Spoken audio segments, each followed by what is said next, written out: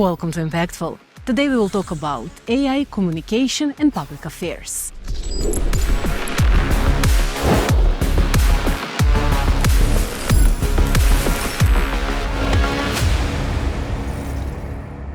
Our guest is Anamaria, a public affairs and communication specialist. Welcome, Anamaria.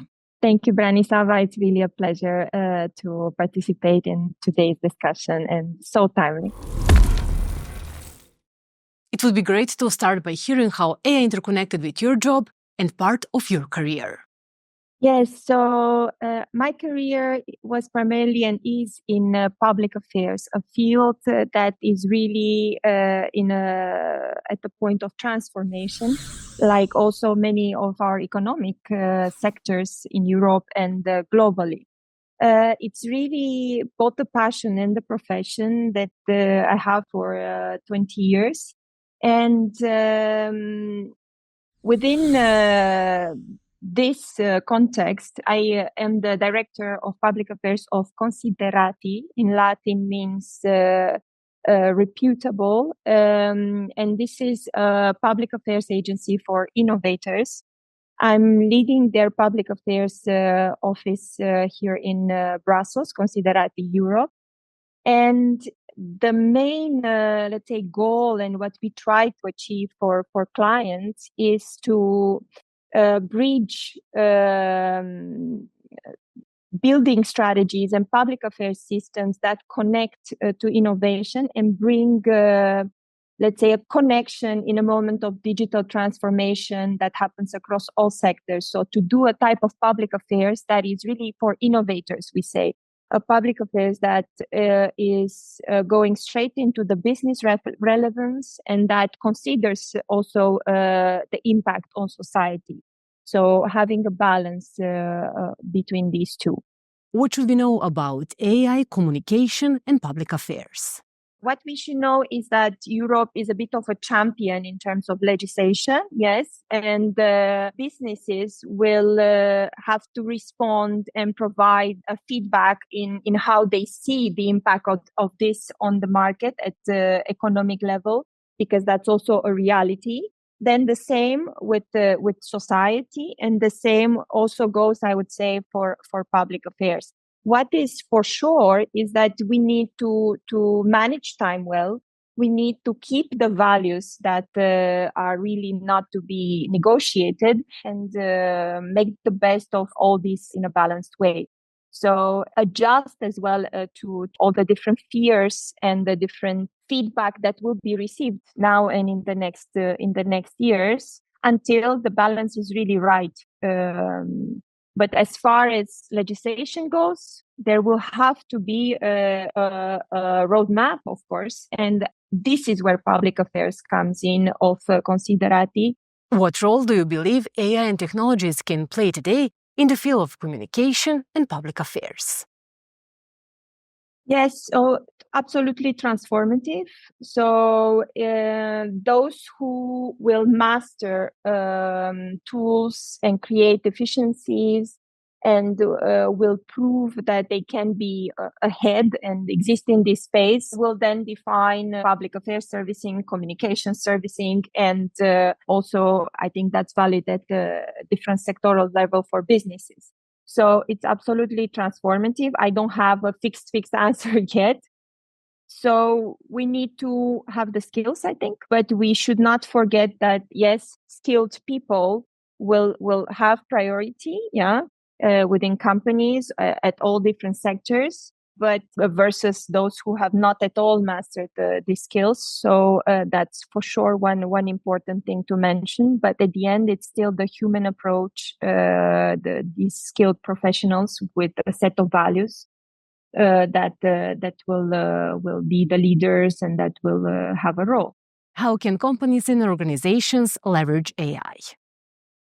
Yes, so I can give you a concrete example here. With the flood of information, of news that in our profession, public affairs, communication, legal, we have on a daily basis, podcasts are very relevant. Yes. And the type of voice, human voice, warm voice within a podcast, which an AI tool can then put forward, does make a difference. So it's, I think, a positive example. It's something that encourages then that we have focus and attention when we listen to that piece of information, because it's no longer possible to read absolutely everything and to stay on top of the news flow. So this is something absolutely non-controversial and a positive example emerging that responds to a need of how we live our lives every day. In your view, what are the most important ethical considerations when we talk about AI? It's an advice that goes not just for AI, but it's broader. Don't get excited about the meme, and ensure content is 100% solid. So that's very, very important and has to be repeated over and over again. Use it maybe to summarize, maybe to training prompting. Use it first, maybe in an experimental way before it has proof of concept. But like we ensure that when we go to a doctor, they know their profession. When we go to a lawyer, they know their profession. The same responsibility has to continue to exist for journalistic ethics, for public affairs ethics, for communication ethics. So that we are not wiping away. Absolutely, we're just embracing and defining the reality in this new transformative, let's say, in next 10 years, and already this year and next year, even in the short term. Can you share an example of how you have used AI? Yes, even several. I compare 20 plus sources at one time and try to structure with prompt information in a very solid, let's say, framework. It's partly with a bit of support, and the other part is still the kind of intellectual work. And it saves a lot of time to organize the different files, the different, let's say, information infrastructure, the archives. So if you, as a person, are decided about what kind of order needs to happen, then that's it. It will not be an AI tool that will give you this prompt. You need to master this and to use it. And I would say, like with everything, like with a new book or a new field, be open about it and see a bit what it implies, because it is with us and it's going to be more with us, not less with us. So I think we need to have this lifelong learning approach and use it. So tracking tasks, ensuring faster project management, but again, the decision and what it implies, take the time to understand so that you are fully on board as to what you are applying into a company or for a client. Then very creative, maybe design images, because we're flooded and there's like information fatigue and news fatigue. Images and video will and audio will feature much more into our realities. And so if we have a story that is fantastic and the messages that we want out there, I think there are AI tools that can tailor and create very original images that go with that particular message. Again, with this also, there can be ethical consideration, and you should not cross towards some fake news realm, of course. But that's the case even today. If you are in a situation where we don't want to use AI or a digital tool, but you want to do your job properly, so you have to ask yourself certain questions. What's the limit? How do you ensure your work maintains a human-centered approach? The human-centered approach is that the leadership absolutely is human, and then there won't be an automation, at least as far as public affairs and communication go, that we won't have staff anymore. We won't. It will be replaced with just an AI tool. No. So we will have skilled people maybe using some of the tools because they are part of a vision that is a human vision. Yeah. Where do you see the public affairs industry heading in the next 5 or 10 years? So it's gonna be in a constant transformation and redefining services.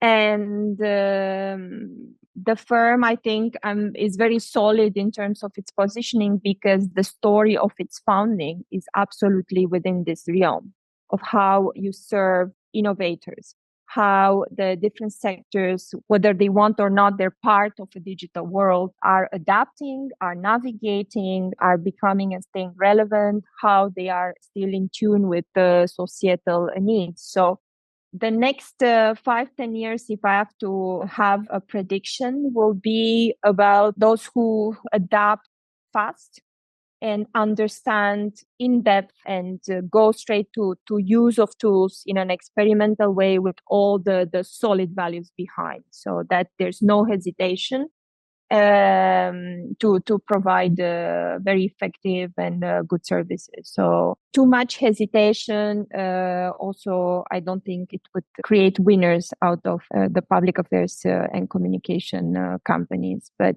be on board, try out, see what suits your history, your DNA, the service offering, and understand before you take a decision of using AI tools. How will AI impact the work of teams? I think there won't be many changes as far as team leadership, leading a team, but encouraging people really from the heart to grow. And they will just as much be happy and open to learn new skills. It's the case, it was the case 10 years ago that those who learned new skills absolutely were on top of the, let's say, market. And so it's going to continue to be the case.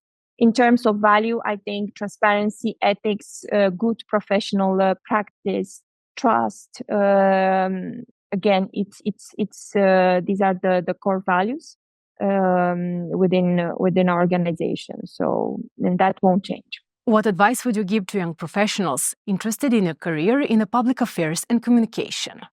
Learn new skills.